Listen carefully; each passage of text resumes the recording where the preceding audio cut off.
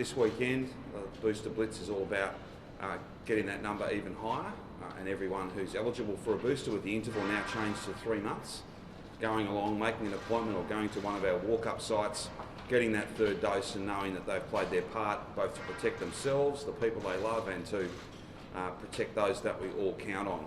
Our nurses, our ambos, our doctors, all of those who work in our health system every single day.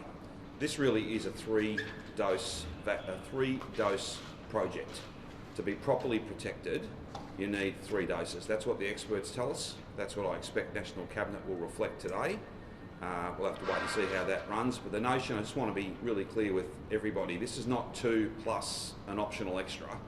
It's 3 doses in order to be protected against severe illness, as well as to minimise the likelihood of you getting the virus or giving the virus to someone else.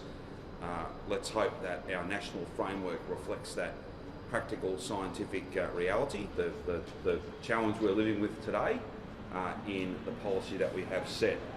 1,424,651 people 18 and over have had a third dose, to give you that in the raw numbers. 22,266 people were vaccinated at state sites yesterday, and just under 5,000 of those were 5 to 11-year-olds, thanks to mums and dads and to our younger Victorians who are going along and playing their part as well, getting a first dose, beginning their vaccination protection journey. There are more than 60,000 people aged 18 and over are booked for a third dose appointment at the moment, but there remain 200,000 appointments that don't have anyone's name beside them. They are available. They're there for people to snap up. They apply over the next 30 days, and I'd encourage anybody who is more than 3 months past their second dose, with that change we made yesterday, either having received a letter from the Commonwealth or because of those recent changes, just when they do the maths, it was more than 3 months ago. Please go and make an appointment. Please go and get a booster. Please go and get that third dose. That'll keep you safe and see these numbers stabilise and indeed come down. Plus, of course, protect us against whatever variant is next, and we simply don't know what else is coming at us. The third dose is critically important from that point of view as well.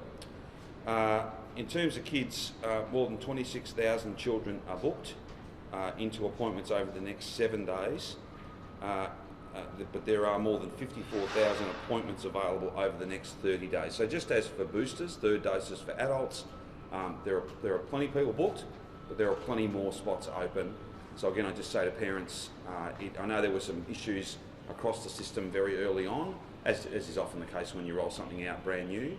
But there are plenty of appointments there now. It's much easier than it was. It's really important, and thank you again to all of those parents and young Victorians who've gone and begun that vaccination journey. Can I go now to hospitalisations? There's 1,206 Victorians in hospital with COVID. 122 people are in ICU, and 40 of those people are on a ventilator. Sadly, 15 people passed away with COVID, and we send our deepest sympathies and our best wishes to all of their families. This will be a very challenging time for them. In terms of case numbers, 10,273 people self-reported or registered their positive rapid antigen test result. They went to coronavirus.vic.gov.au/report and played their part, making sure that we've got the most complete picture of what's going on out in the community, but also taking pressure off our PCR testing centres, where there is limited laboratory capacity. It's not infinite, and this mix now, where it's about 50-50 in terms of positive results coming through home-based rapid antigen testing and PCR testing where that's appropriate, that is working much better than the very lengthy delays we saw when everybody was going and getting a PCR swab and a test through a laboratory some weeks ago.